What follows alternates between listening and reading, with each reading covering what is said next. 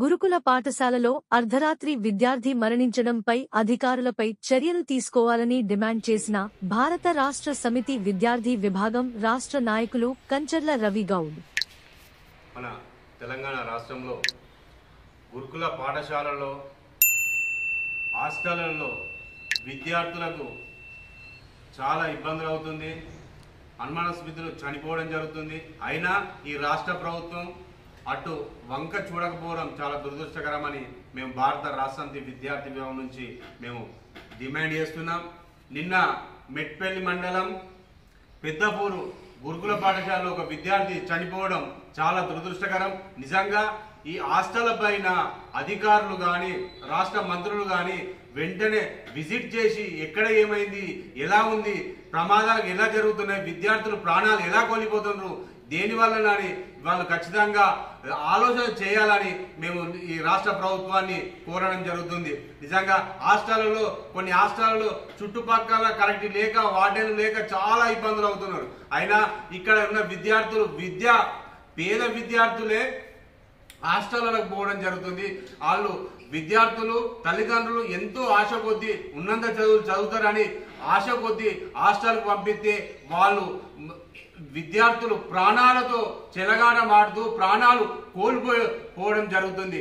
నిజంగా విద్యార్థులకు హాస్టల్ మీద నమ్మకం రోజు రోజు దిగజారుతుంది.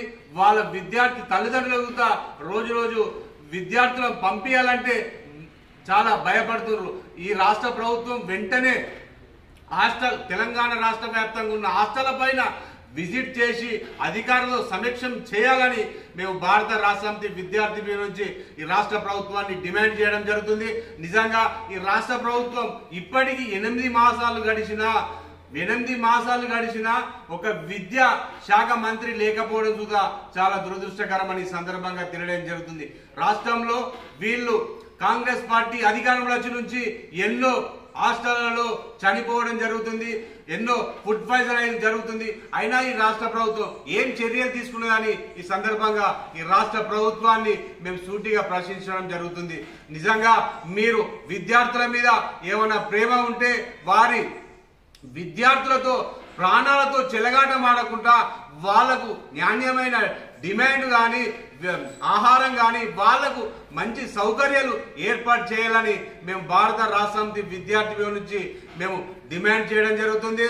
ఇప్పుడు తెలంగాణ రాష్ట్రంలో అన్ని హాస్టళ్లలో వ్యవస్థ పూర్తిగా క్షీణించిందని మేము తెలియడం జరుగుతుంది. నిజంగా ఈ రాష్ట్ర ప్రభుత్వము విద్యార్థుల పైన విద్యార్థి తల్లిదండ్రులు ఉన్నత చదువులు తీసుకుపోవాలని హాస్టల్కు పంపిస్తే వాళ్ళు ప్రాణాలతోని తిరిగేస్తారా అని కొంచెం భయం అనేది ఏర్పడుతుంది. నిజంగా ఈ రాష్ట్ర ప్రభుత్వానికి విద్యార్థుల మీద ఏమైనా ప్రేమ ఉంటే వెంటనే ఖచ్చితంగా హాస్టల్లో సందర్శించాలని మీ సందర్భంగా అడగడం జరుగుతుంది.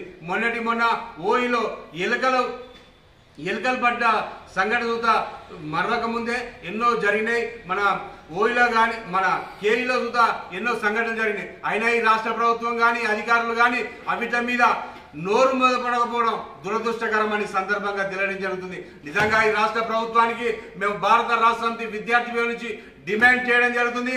ఖచ్చితంగా హాస్టళ్ల పైన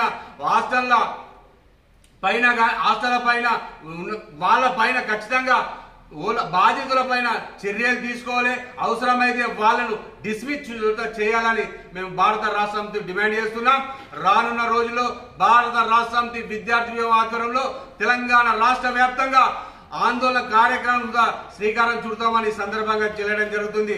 హాస్టల్లో తెలంగాణ రాష్ట్ర వ్యాప్తంగా హాస్టల్లో విజిట్ చేయడానికి మేము శ్రీకారం చుడుతున్నాం.